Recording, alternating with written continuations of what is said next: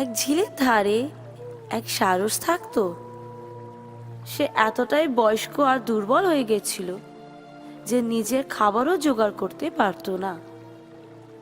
মাছেরা তার পাশ দিয়ে চলে যেত, কিন্তু জলে মাথা ডুবিয়ে মাছ ধরার শক্তি ছিল না তার। এই কারণে কোনো কোনো দিন তাকে না খেয়েই থাকতে হতো। একদিন সে ঝিলের ধারে দাঁড়িয়ে খুব কাঁদছিল।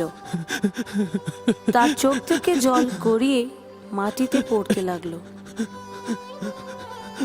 এরকম ভাবে তাকে কাঁদতে দেখে এক কাকড়া তার পাশে গেল আর সহানুভূতিতে তাকে বলল, বক ভাই, তুমি কাঁদছো কেন?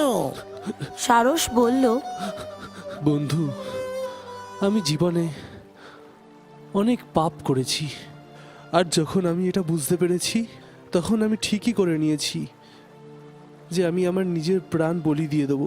সেই কারণে আজকে আমি আমার কাছে আসা মাছগুলোকেও ধরছি না। এটা ছাড়াও আরও একটি চিন্তাজনক ব্যাপার আমার মাথায় ঘুরছে। কাকড়া জিজ্ঞেস করলো। আর কোন কথা বন্ধু, আমায় বলো। সারস বলল, আমাকে এক জ্যোতিষী বলেছিলেন যে এইবার 12 বছরের মধ্যে কোনো বর্ষার যোগ নেই, আর জল ছাড়া আমরা বেঁচে থাকবো কি করে? এই ঝিল তো কয়েকদিনের মধ্যেই শুকিয়ে যাবে। এর মধ্যে জলে থাকা প্রাণী যে ভূমিতেও চলাচল করতে পারে সে তো এখান থেকে কিছু দূরে একটি বড় সরোবরে চলে যাবে, কিন্তু তোমাদের মতো এরকম ছোট ছোট প্রাণী আর মাছেদের কি অবস্থা হবে? তারা তো সবাই একসাথে মারা যাবে। আমি এই চিন্তায় পাগল হয়ে যাচ্ছি। এই জন্যে আমি খাওয়া দাওয়া পর্যন্ত ছেড়ে দিয়েছি। সারসের কথা শুনে কাকড়াও চিন্তায় পড়ে গেল আর ওকে ওর নিজের জীবনের চিন্তা চলে এলো।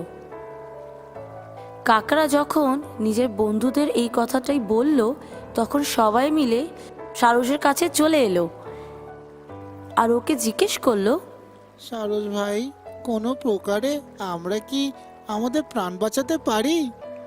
ওদের কথা শুনে সারস বলল, এখান থেকে কিছুটা দূরে একটা খুব বড় সরোবর আছে। ওখানকার জল কখনো শুকোয় না। যদি 24 বছরও কোনো বৃষ্টি না হয় তাও সেই সরোবরের জল শেষ হবে না। ওটা খুবই গভীর সরোবর। যদি সব জলচর ওখানে চলে যায় তো তাদের জীবন বেঁচে যাবে, আর না হলে সবাই কষ্ট পেয়ে পেয়ে মারা যাবে। এই শুনে মাছেরা চিন্তায় পড়ে গেল আর সারসকে বলল, তাহলে তো আমরা সবাই মরে যাব। আমাদের তো কারোর পা নেই।